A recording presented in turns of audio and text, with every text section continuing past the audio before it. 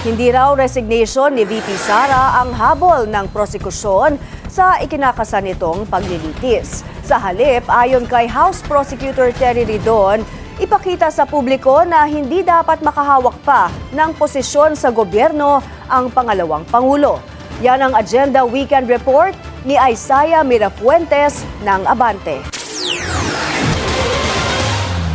Kadalasang lunas ng mga opisyal na humaharap sa impeachment complaints ang magbitiw sa pwesto. Kabilang dyan sina ex-Ombudsman Mercedes Gutierrez noong 2011 at former COMELEC Chairman Andres Bautista noong 2017. Pero sakali raw na maging ganito ang kaso ni Vice President Sara Duterte, impeachment court ang magdedesisyon kung uusad pa ba ang paglilitis. Pero para sa prosekusyon, walang pipigil sa impeachment. Even if the Vice President naman po resigns, tingin ho namin dapat magtuloy pa rin ho yung paglilitis kasi hindi lang naman po removal from office yung pinag-usapan natin dito, perpetual disqualification from holding public office pa rin po yung nakalatag na usapin.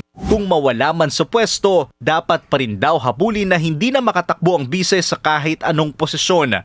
Sakali rin daw na ihinto ng impeachment court, posibleng ang Office of the Ombudsman naman ang kumilos para magkasa ng criminal and administrative proceedings.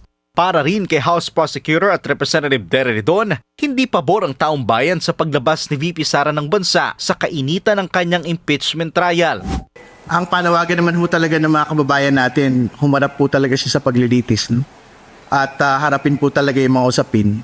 Hindi ho magpunta kung saan man ho siya nagpupunta. Kasi mahalaga po talaga na hindi po iwanan ng ating pong pangalawang Pangulo sa kanya pong mga abogado yung pong pagharap sa usapin po na ito.